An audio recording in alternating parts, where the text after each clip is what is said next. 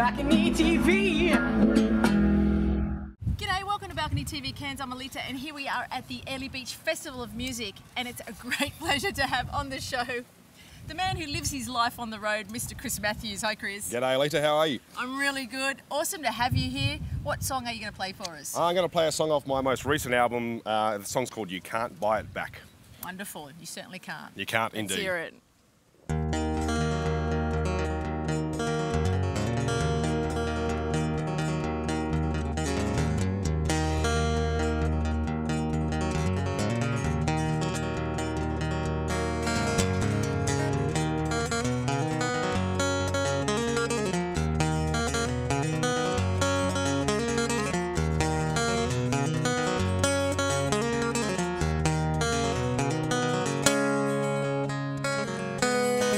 Well, it feels like I'm working my youth away. Well, I don't like my job, just do it for the pay. Earning more in a month than some make in a year. But I'm tired and I'm angry and I can't shake the fear that I'm going nowhere 2 weeks at a time. And I'm just a cog on the assembly line. And all the time that I'm spending doing something I hate for the cash, well, I'm starting to learn that you can't buy it back. You can't buy it back. No, you can't buy it back.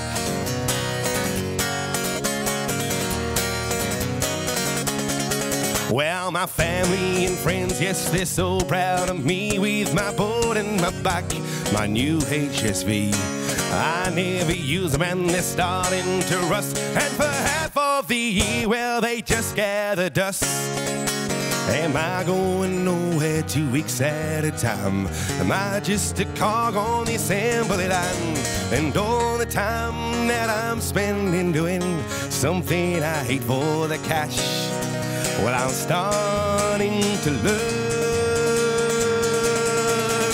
that you can't buy it back. You can't buy it back. No, you can't buy it back.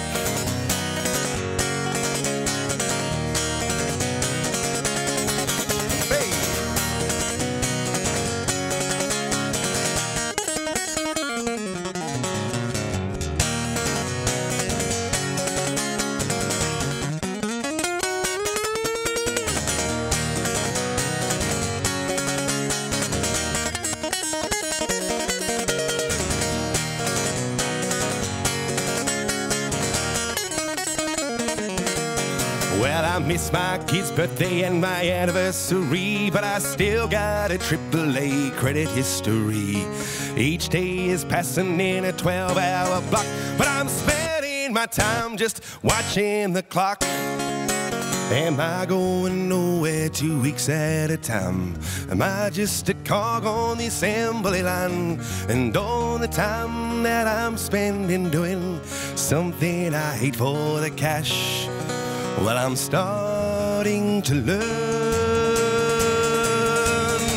that you can't buy it back. You can't buy it back. No, you can't buy it back.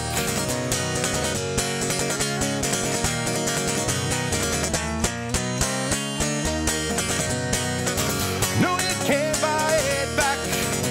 No, you can't buy it back.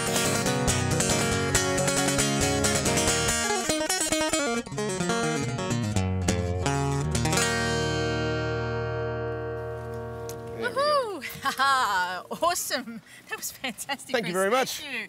From the current CD that you have out called Hell, West and Crooked.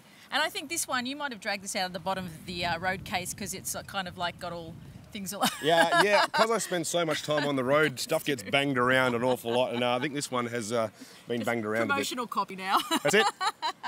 We were talking about the title of Hell, West and Crooked before, and I actually twigged to where you may have gotten that title from. It is. Well, I'm from a place in the far northwest of WA called Kununurra, and there's a great book written by a fellow called Tom Cole with the same title as my album.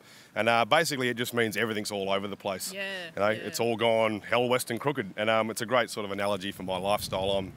all over the place with music. I've spent about 3 weeks at home in the last year. Wow. So I'm not home very often, so I'm very much hell west and crooked. You are. Yeah, no, I love that expression too. That's why I was like, yeah, I've got to talk about that. Now, like you said, you're from Kununurra, which is a beautiful little place, but right out in the outback there. It is. It's in the middle of nowhere. Yeah, a lot of people in Australia have never even heard of it. Yeah. But I absolutely love it when I'm home. It's a beautiful part of the world. It's I call it the real Australia. Yeah. And it's a very inspiring landscape. I love being home. The countryside's incredible. Beautiful people. And it's only small, 6,500. But if you ever find yourself in the top end of WA and I'm home, come and say good day. if he's ever home.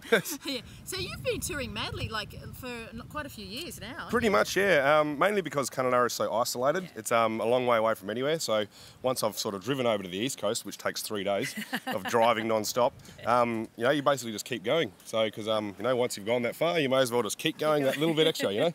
So I mean, the last tour I did was 9 months, 141 shows, about 55,000 kilometres. Wow. So I spend pretty much my whole time on the road, and I love it. Yeah. Absolutely love it.